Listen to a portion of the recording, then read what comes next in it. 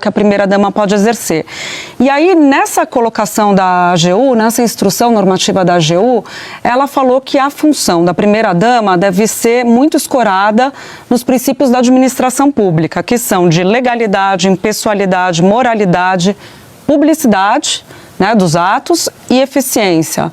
A senhora acha que isso está sendo cumprido, esses princípios estão sendo levados em consideração? Olha, eu acho que a Janja, ela passa muitas vezes do limite. Ela foi inoportuna na viagem da China, muitos membros da comitiva falaram que não era o momento de falas e ela criou esse momento para falar sobre um tema que é extremamente delicado, que é a regulamentação das redes sociais. Ela se porta como se ela tivesse legitimidade política. Se a Janja quer ter representatividade política e não o papel de primeira-dama, que pode ser exercido de outra forma, como trabalhos voluntários, esse papel simbólico, ela tem que se candidatar, se eleger e aí sim adquirir direitos políticos de representatividade. Agora, o que a gente vê é que a Janja tem muitos papéis inadequados.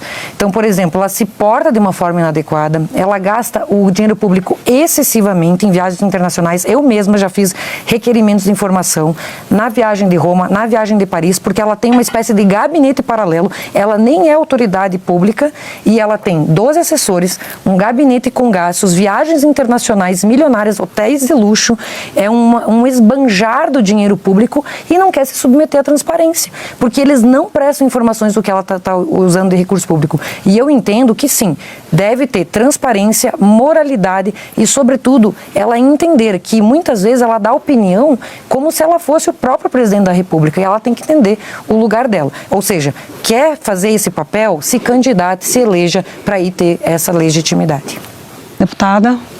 Eu acho que a gente está historicamente acostumado a ver as mulheres, mesmo as primeiras damas, num espaço ou de subordinação ou de um elemento quase que decorativo. Então, qual é o papel que a primeira-dama costumava ter até algum tempo atrás?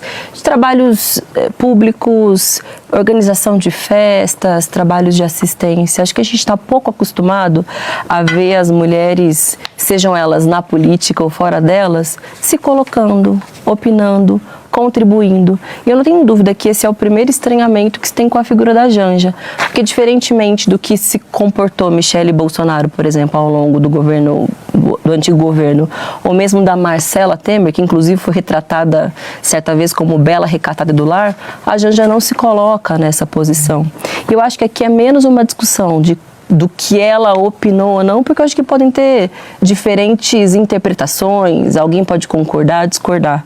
Mas, sem dúvida, a abordagem que se faz sobre a Janja, ela é mais indisposta, é mais ríspida pelo fato dela se colocar, dela não aceitar uma condição de primeira-dama meramente decorativa. Eu acredito que essa definição feita pela AGU, ela é importante porque pode tirar também, dirimir qualquer tipo de dúvida de se ela estaria extrapolando a função dela ou não, o que compete a ela fazer ou não. Agora, cabe, dentro daquilo que foi redigido, que se tem ali, que não se extrapole aquilo que está sendo explicitado pelo próprio governo. Mas desconsiderá-la pelo fato dela ser uma primeira-dama, ou seja, não pode emitir opinião política, eu não coaduno com essa visão, porque eu acho que as mulheres aprenderam e cada vez mais têm vontade de opinar sobre os assuntos. Inevitavelmente, ela acaba contribuindo para as opiniões do presidente Lula. Bom, eles são um casal, devem debater política o tempo inteiro. Ela, como uma militante do PT, deve debater política o tempo inteiro. E eu acho que isso é natural. Gente, eu quero contrapor isso aqui, porque esse papel que eu tenho em mãos é justamente essa instrução normativa da AGU. Foi preciso que a Advocacia Geral da União emitisse uma instrução normativa número 94, agora de abril, justamente para delimitar o papel da primeira-dama, porque realmente está havendo crítica dentro do próprio governo. É ministro se queixando, é pessoas da comitiva se queixando, são excessos que ela está cometendo, com certeza. Aqui eu vou dar outros exemplos, outros números e comparar com outras primeiras-damas. Então, o AGU teve que falar aqui que o papel dela é representativo simbólico, que ela não pode, não autoriza compromissos formais oficiais, ou seja, ela não tem representação política. Se ela quer esses direitos, ela tem que passar pelo escrutínio público, que eu, deputada Sâmia, passou, e que qualquer pessoa que quer exercer um papel político deve exercer. E aqui eu vou colocar um pouco, então acompanhem essa normativa para vocês terem noção. E eu vou colocar aqui dados oficiais. Se você, por exemplo, for pegar o programa que ela lançou, a Aliança Global contra a Fome e a Pobreza. Eu quero que vocês digam os números de pessoas atendidas, quantos milhões arrecadados, quantos milhões de pessoas atendidas, e comparar com o trabalho que a Michele Bolsonaro fez, por exemplo.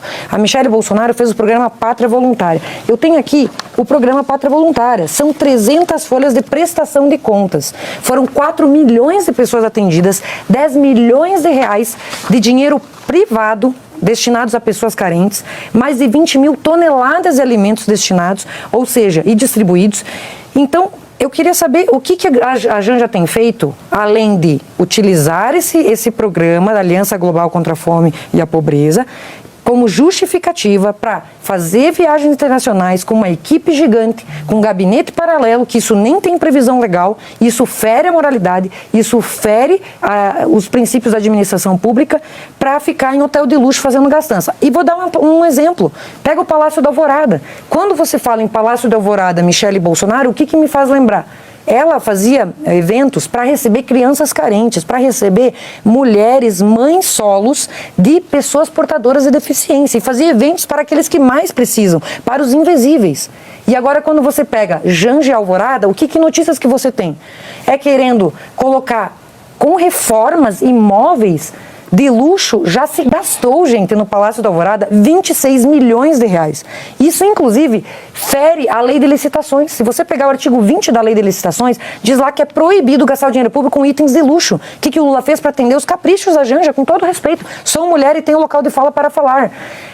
Ele criou uma instrução normativa para regulamentar o artigo 20 que proíbe itens de luxo para o erário público, para que ela pudesse gastar 26 milhões. E aí você pega e você vê, um tapete de 114 mil reais, 42 mil reais para uma cama, são 200 mil em cortinas. Aí você vai ver, por exemplo, você poderia, Sâmia, você que é no movimento pela moradia dos pobres, pega esses 26 milhões de reais e compra moradia. Se você converter em casas populares, a 75 mil reais, você consegue mais de 300 moradias. Se você pegar a realidade dos pobres que eles dizem representar, 90% da população brasileira, são 40 milhões de pessoas, não tem casa própria. Então, que exemplo é esse que o pai dos pobres e sua esposa estão dando para aqueles que mais precisam? É justamente o contrário, é a hipocrisia. Por isso que eu estou aqui, para justamente criticar esse tipo de postura que não condiz com uma primeira-dama que deve servir de exemplo. Eu vou passar a palavra para